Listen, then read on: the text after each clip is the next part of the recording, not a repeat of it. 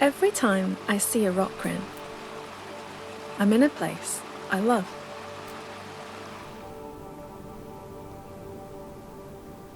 High up in the mountains, in the long days of summer.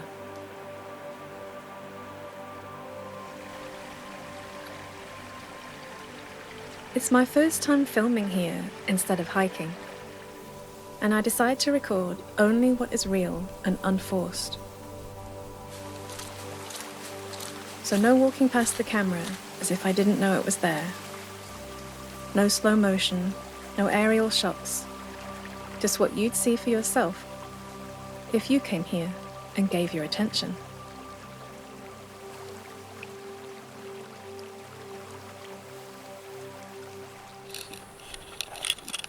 Granted, I do take care to find a good composition.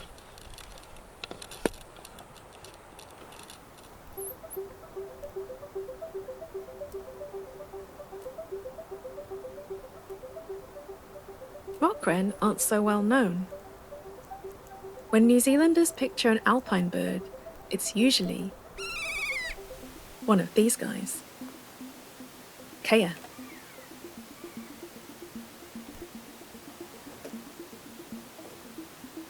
But kea actually spend a lot of time below the bushline.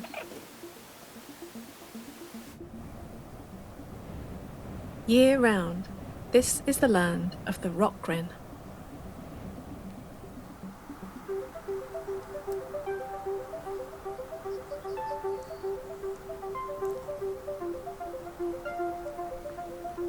They scour the terrain for bugs and berries, hopping more often than flying.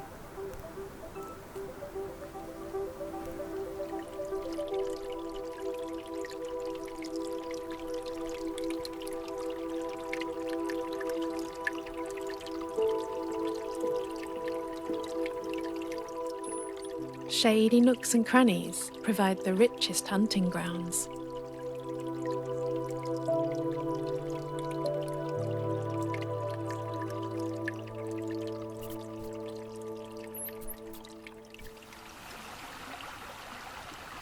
We tend to think of the natural world as a simpler place, and it can be relaxing.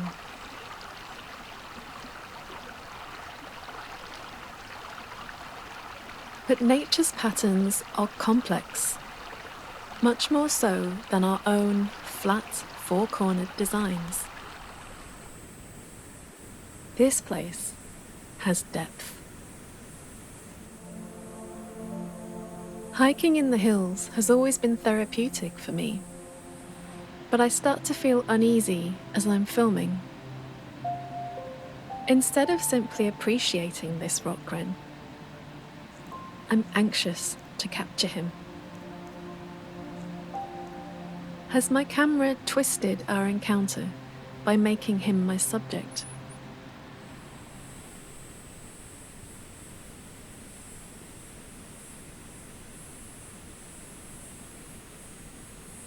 I have time to reflect on this in the heat of the day, when the rock wren take cover.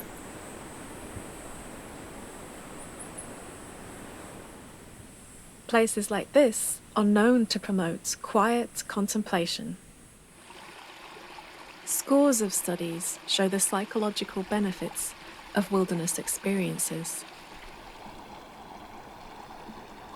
My mind keeps returning to ideas of connection and how we relate to the natural world.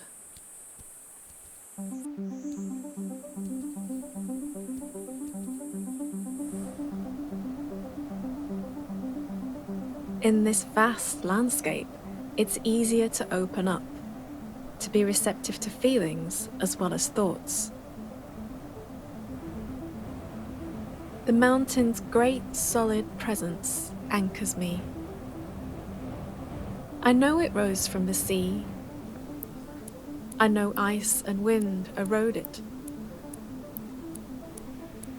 But I feel its strength and stillness deep in my bones.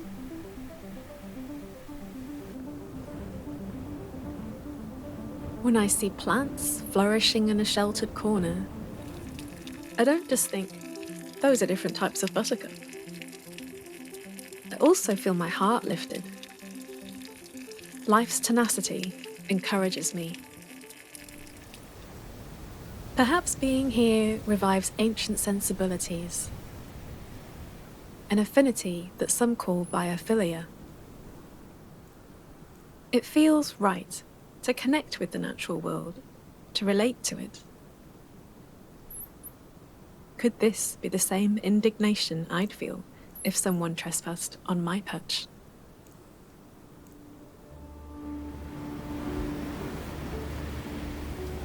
In this environment of exposure and extremes, a turn in the weather brings the thrill of uncertainty.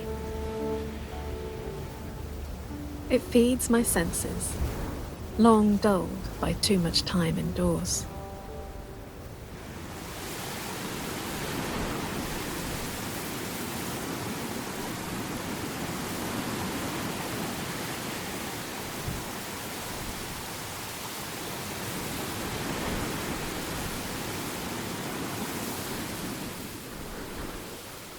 I'm tempted to retreat, but there's always a sheltered spot to be found.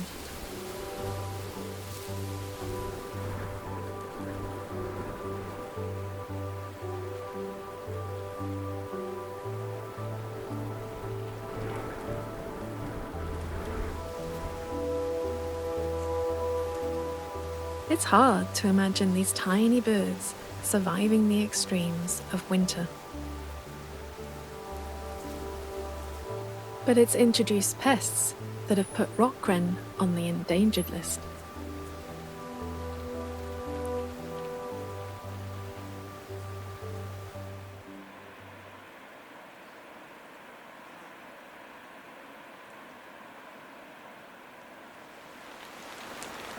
A summer storm is no problem for local wildlife, though it's a little cold for me.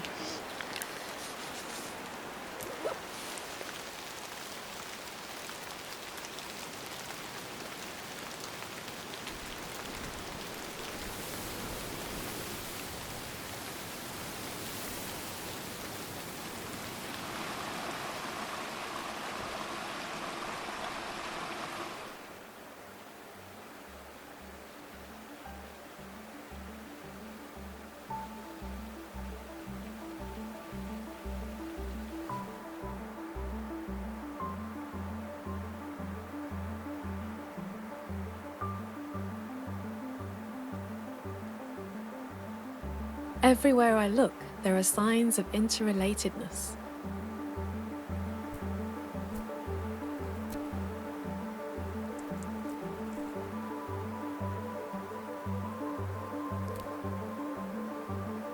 I don't see this place as a collection of plants and animals. It is an event, a choir of voices in song.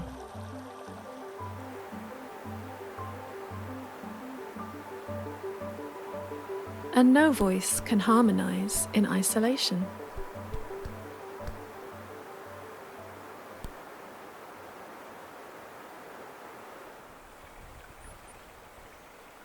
We belong to the natural world, though it's easy to forget our place within it.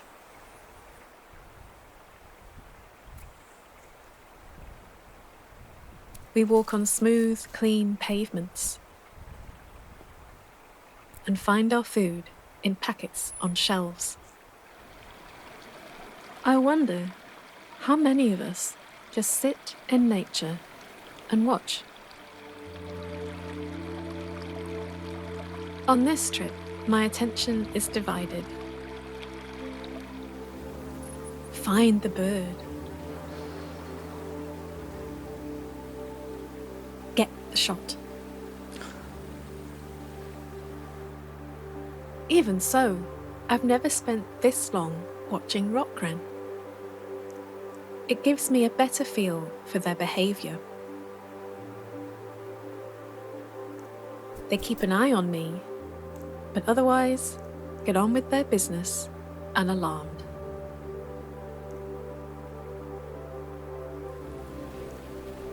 Ask anyone who's been accepted by a wild creature, and they'll tell you. It's a special feeling.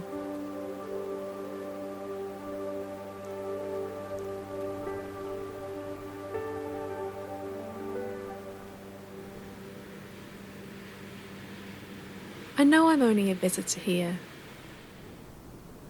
and that nature can be brutal as well as beautiful. But this is not just a holiday, not merely time away from the human-made world. I come here to see more, to feel more, and in a way to become less. To let go of my limited sense of self. It's not a loss. It's a kind of reunion. A fundamental shift in my perception.